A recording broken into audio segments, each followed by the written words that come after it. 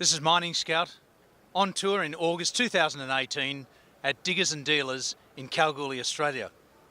I'm here with Ian Prentice of Technology Metals. How are you, Ian? I'm very well, thanks, David.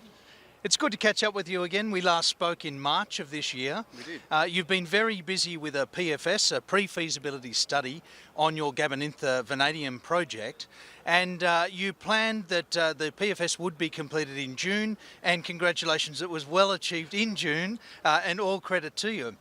Would you mind updating the Mining Scout investors in Germany and just on the results of the PFS study that you've just completed, please? Yeah, certainly. Thank you, David. Yeah, we're very proud to have delivered that on time, which is a very important thing for us to be able to deliver what we say we're going to do. So yeah, it's the PFS was only based on 21 million tonnes out of a total of 120 million tonne resource. So it was a smaller portion, but that's delivered us a really good result. So we're looking at something that on that smaller part of the resource, we're looking at something that's going to deliver us plus 13 years of mine life, producing 12 to 13,000 tonnes of vanadium per annum, or vanadium pentoxide, and costs out of the study are about $4.27 a pound, which is really very competitive on a global basis. So Largo Resources, which is the biggest pure play vanadium company in the world at the moment, their forecast for this current calendar year is $4.15 a pound. So we're right there in the right part of the cost curve for our production. So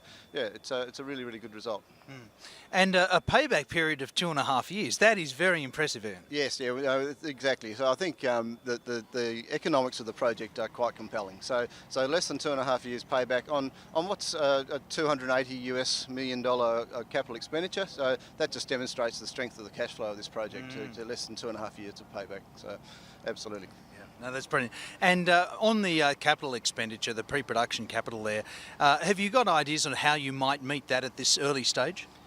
Oh look, we're a bit of a clean sheet of paper at the moment. We've got no offtakes in place. We've got no relationships at this stage. But we've been talking, and as we've talked about in the past, we've been talking with potential offtake partners now since October of last year. We've been providing samples to different groups in the vanadium space. We've continued to develop those relationships. We'll be sending some more sample to them, some final product sample, which is really important. That we delivered a 99% purity V2O5 product in our first pass through on the lab scale test work. So we're doing a larger batch of that sample work at the moment, which is going to give us a more substantial amount of sample, and we're going to send that to some of the key groups in the vanadium industry, which is all part of that ongoing discussion. So offtake, partnering with some of these groups, getting them involved at an equity level. There's a whole lot of possible scenarios there that we'll be looking at to assist us to get some balance sheet support to get us through to this production.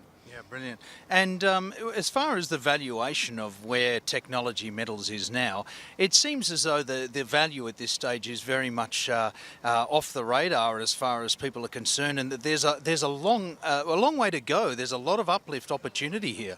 Absolutely. I refer to Largo Resources, a $1 billion Canadian market cap operating a mine in Brazil. So they're in production, so they've de-risked all the way through to there, but $1 billion versus our current market cap of 40-odd million Australian dollars. So clearly a long way to go. We've got some more work to do to de-risk the project to get to that stage, but yeah, a lot of work to do there, but a lot of value uplift there. Currently that $40-odd million is around about 5% of our post-tax NPV on the project. So on our base case project, we're now being valued at 5% of that NPV. So we consider there's a massive upside in our NPV through our definitive feasibility study, which we've now started. So that work will give us a bigger valuation, and so we're very confident that our market capitalisation will reflect that. Yeah, and Ian, crystal ball time. The price of vanadium, it's had a good run recently. It is on the uptrend. Any predictions on where it might go and the speed that it might increase? So, no, not really. So we're looking at through our PFS, we've used an average of $13 a pound. We've sourced that from external consultants who do research into the industry, so that's independently sourced some data there. So they're forecasting about $13 a pound long term. It's currently almost $20 a pound in Europe. So there's quite a big differential there. We would see the price settling back maybe into the mid-teens in the sort of medium term, and obviously at a $4.27 a pound cost, it's a very high margin business. Yeah, very attractive. Well, look, Ian, it's great to catch up again. Thank you for bringing everybody up to date, and of course Mining Scout does follow you with great interest, and congratulations on the PFS. Great work and all the best for going forward. Thank you very much, David. Thank you.